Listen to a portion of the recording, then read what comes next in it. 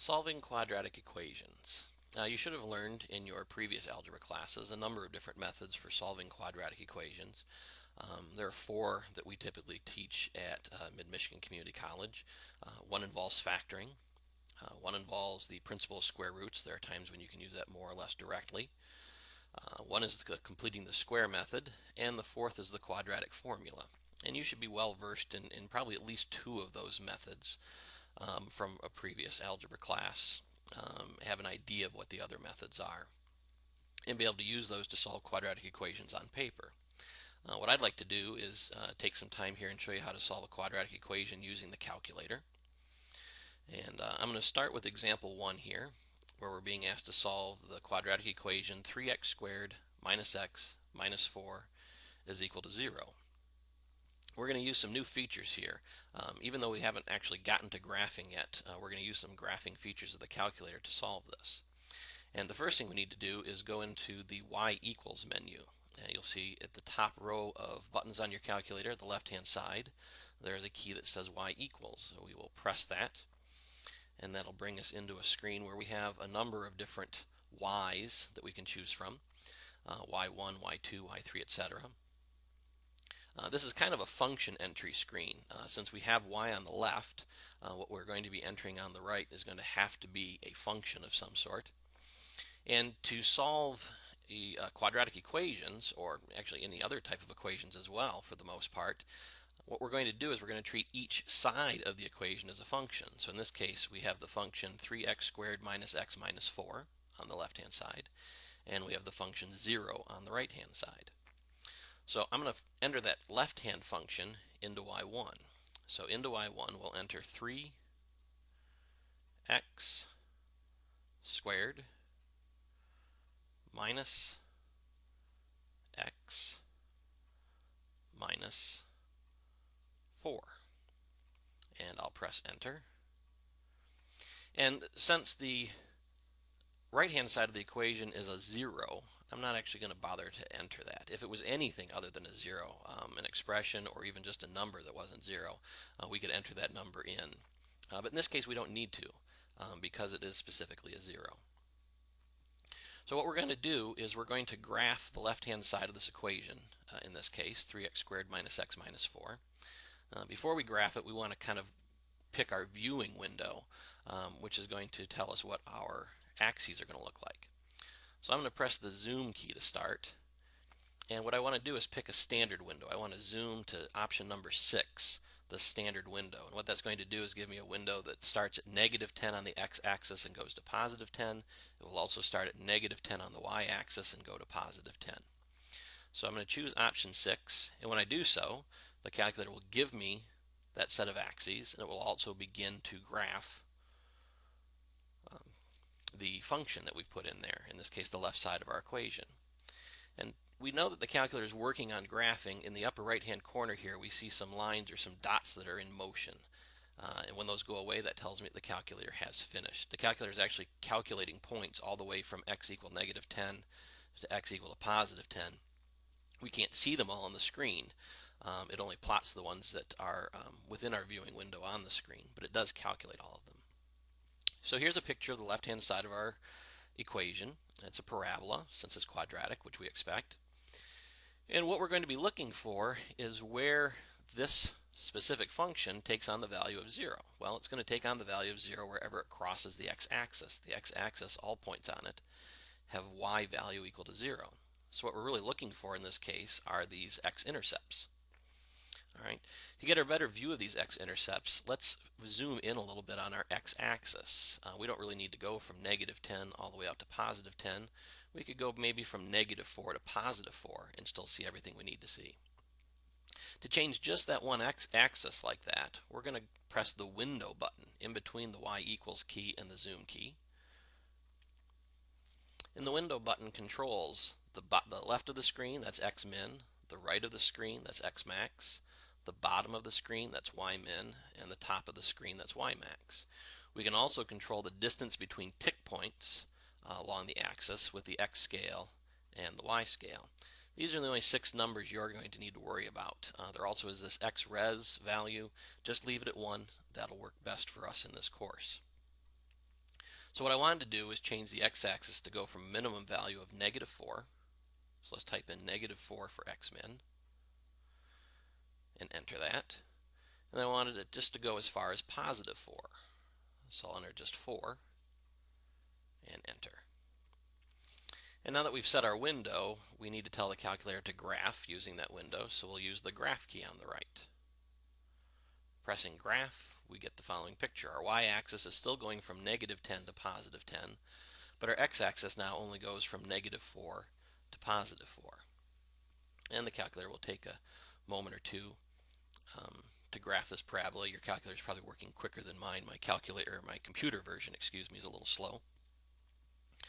All right, we can see very clearly the two x-intercepts now, or where our function takes on the value 0.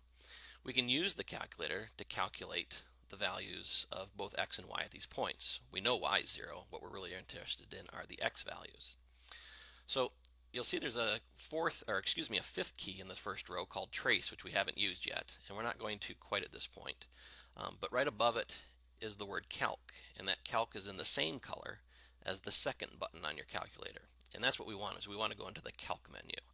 So we're going to press second and calc, and we get 7 different options.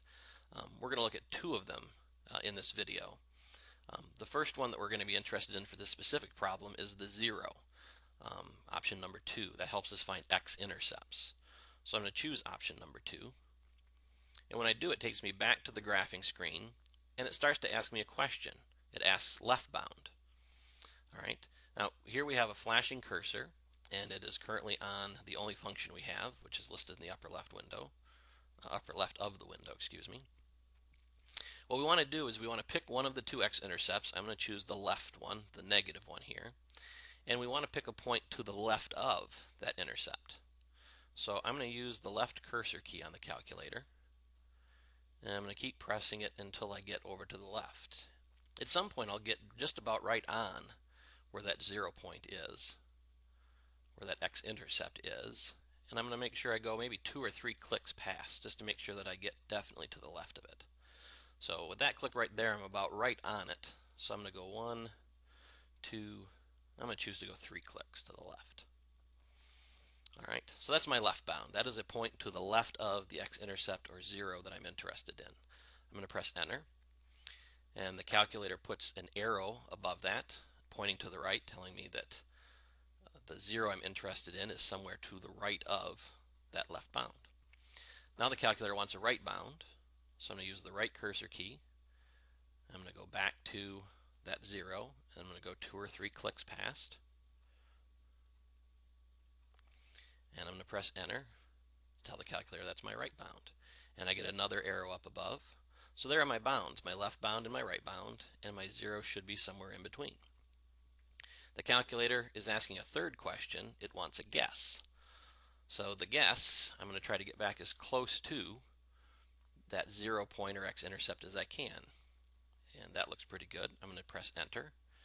And the calculator is going to use those 3 pieces of information. It's going to run an algorithm that it has built into it to figure out exactly where that x-intercept is. And what the result is that x is -1. We were expecting y to be equal to 0. That's what we're asking for. So one of the solutions to this equation that we have is x equal to -1. And you can take that, plug it back in the place of x, and double check, and you will find out that when x is -1, the left-hand side of the equation does turn out to have value 0. So there's one of our 2 x-intercepts. Let's go back and get the second one. So the first thing I'm going to do is press second and trace to get back into the calc menu. I'm going to choose option 2 because I want to find a 0 or an x-intercept. And I'm going to go through the same 3 questions. I need to find a left bound. Well, the left bound for the other x-intercept is way back over to the right here, so I'm going to have to press the right cursor key a few times. But I'm not going to cross through that x-intercept once I get there. I'm going to stay to its left, which is important. So let's see. Again, my calculator tends to run a little slow on the computer, but we'll get over there.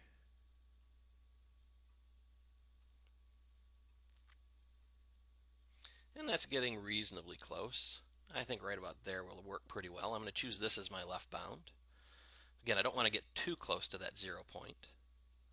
So I'm going to press enter, and the calculator is going to ask for a right bound.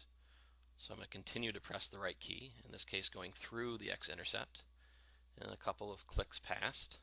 Find a good right bound. This looks pretty decent. And again, you can see the left and the right bound on the calculator screen.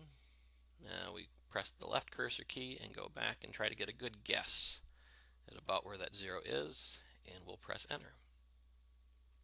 Calculator runs its algorithm, and it comes up y is 0 once again as expected. The x value in this case is 1.3 repeating. All right. Now, typically we don't like to give decimal answers, especially when they're an infinite number of decimal places like that. So we don't want to write down 1.3 or 1.33 or really even 1.3 repeating. What we'd like to do is give an exact answer. And in this case, since we have a repeating decimal, we know that this will convert back to a fraction of some kind. So what we're going to do to find out what that fraction is we're going to quit out of the graph screen. And to do that, we're going to press the second key and the key immediately to its right, the mode key, which above it, in the same color as the second key, says quit. This will take us back to our main calculating screen where we've done most of our work so far in the calculator. Now it turns out when the calculator works on this stuff that it actually takes those values of x and y and stores them into those variables on the calculator. So if I want to find that value for x, I can just simply press x, press enter, and there's that 1.3 repeating. I know that I can press the math key, choose option 1, and press enter, and that will take that decimal and attempt to, if possible, convert it back to a fraction. And there is our fractional answer, 4/3. So in example 1, we have two different solutions, which we typically expect with quadratic equations. The first one was x equal to -1. The second one is x equal to 4/3. Now let's take a look at example 2 here. All right, in this case we're asked to solve 6x squared is equal to -5x plus 6. All right, what we're going to do is we're going to enter both sides. Since neither side of the equation is equal to 0, we actually have two different options. We could choose to use the addition principle to add or subtract pieces of the expression to both sides until we get a 0 on one side and come up with an equivalent equation. Or we could also just graph both sides directly, and that's what we're going to try here. So I'm going to start by going into the y equals menu, and I'm going to clear out the last function that we were working with. You can just press the clear key, and there it's gone. In y1, I'm going to put 6x squared, so I'm going to start with 6x squared, and I'm going to press enter. And then in y2, I'm going to graph -5x plus 6. So we're going to have -5x plus 6. I'll press enter again. So in y1, we have the left side of the equation. In y2, we have the right side of the equation. We're going to graph these two. So we're going to start by pressing the zoom key, and we're going to press option 6 to get that standard window. And let's see what our graph looks like. Again, my calculator will probably take longer than yours. And what the calculator always does, by the way, while it's graphing here, is it graphs the first equation, y1 first, the first function, if you will, and then it graphs the second one second, the third one third, etc. So as we see these things being graphed here, they're going to come up in that order. So we saw the left side graphed first, and then we saw the right side graph. So the left side, since it has x squared in it, is a parabola. The right side, since it doesn't, just simply has x to the first power. That's a linear equation. And things are pretty scrunched in our window here. What we're ultimately going to be looking for are intersections. We're going to be looking for places where the y values are the same. Those are places where the two sides of the equation are the same. So we're going to want to change our window so we can see things a little bit better here. So we don't need a really wide window in terms of the x, and we're not going to need to really see anything down here to the negative part of the y-axis, but we probably need to see a little bit higher on the y-axis to see the second intersection. So let's go into the window, and let's choose x-min -4 like we did last time. That'll probably work pretty well. Enter. We'll choose x-max to be +4. Enter. I'm going to leave the tick marks at 1. X, Y min, it looked like both intersections occurred above the x-axis, so I'm going to let Y min just be 0. And I'm going to extend Y max to 15. Right, now as I go through and do this, I have a lot of experience with the calculator. I'm pretty good at choosing windows. When you do this on your own, you may have to choose windows a couple of different times at first until you start to get a better feel for how to choose those windows. But make sure, don't feel bad about changing the window a couple of times. What you want to do is get a good picture where you can see everything really well. And make sure you do get that before you start trying to do your work. So I press enter after the 15, and then I'm going to press graph with that window. And there's our new set of axes, going from -4 to +4 for the x, and going from 0 to +15 on the y-axis. And there on my screen, the calculator has just graphed 6x squared. And now it is going to begin graphing -5x plus 6. All right, in this case, the second intersection to the right of the y-axis looks pretty good, but the first intersection up there, that's a little bit tough to see. So I'm going to go back to the window, and I'm going to extend that Y max so we can see a little bit more up above. So I'm just going to press the enter key, or you can press the down cursor key until I get to Y max. And I'm going to change that to 20. This is what I meant by saying that sometimes you end up having to change your window more than once. And then we'll regraph. So the x-axis is the same. It's still going from -4 to +4. But we've extended the y-axis. Now instead of going from 0 to 15, it's going to go from 0 to 20. And hopefully that'll give us a little bit more room and a little bit of a clearer picture of that intersection, so that both intersections look pretty good. And as I see it coming up here on my calculator, it is looking very good. All right, so in this case, we're not looking for zeros or x-intercepts. We're looking for intersections of these two different sides of the equation.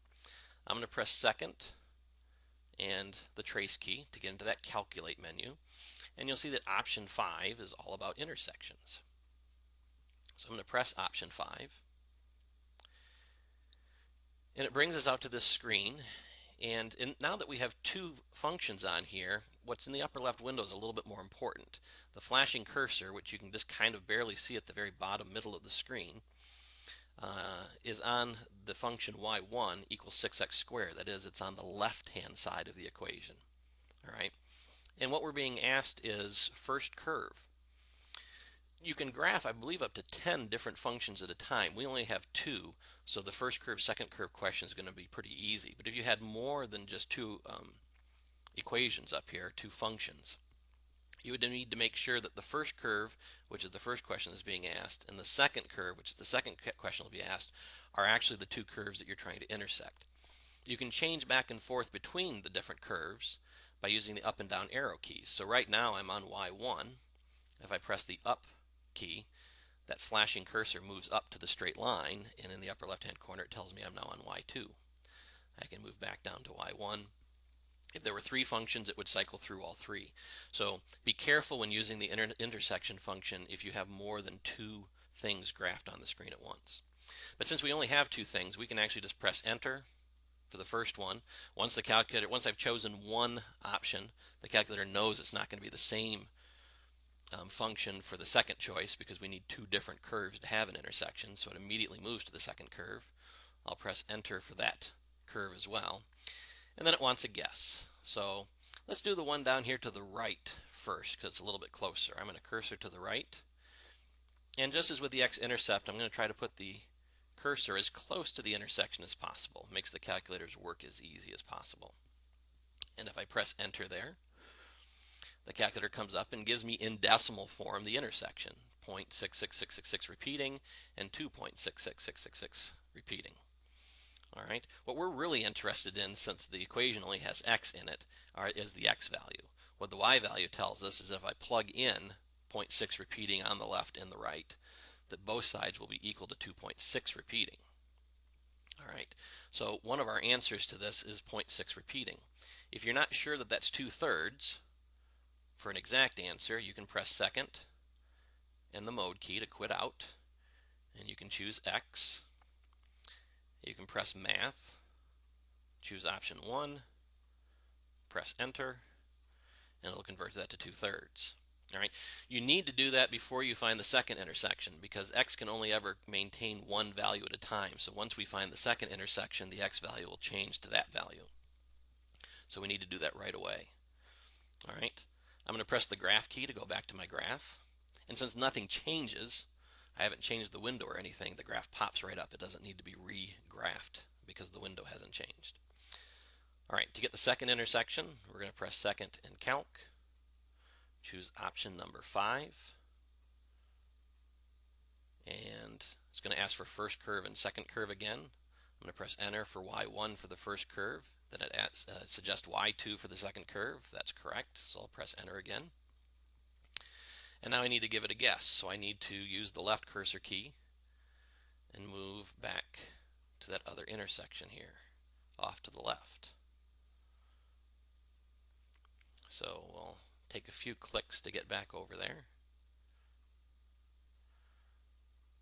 And oops, I went a little past it. I'm going to come back a little bit. Again, you don't have to be perfectly on it, but the closer you are, the easier things are for the calculator. So I'm going to give enter for this guess. Let the calculator work for a moment, and it comes back and tells me the x value, which is the value I'm really interested in, is negative 1.5. Again, the y value of 13.5, if I plugged negative 1.5 in for x on both sides of the equation, both sides of the equation would turn out to be equal to 13.5. All right, negative 1.5 in decimals is a little bit more acceptable. It is finite. We don't have to worry about any kind of repeating bars or rounding or anything, but it's still a good idea to give our answers in terms of fractions. So we'll press second and the mode key to quit out of that. We'll choose X again, press the math key, choose option 1 to convert to fraction, press enter, and we'll find out that negative 1.5 is the same thing as negative 3/2. So there are our two zeros, or two solutions to this equation, excuse me. X equals 2/3 is a solution, and x equals negative 3/2 is a solution. All right, go ahead and write down this third equation here if you want to try it. 2x squared is equal to 8x minus 3. This video has already gone a little bit longer than I originally planned on, and I've shown you everything I wanted to show you. So I'm going to end it here and leave if you are interested in that third example for you to work on your own.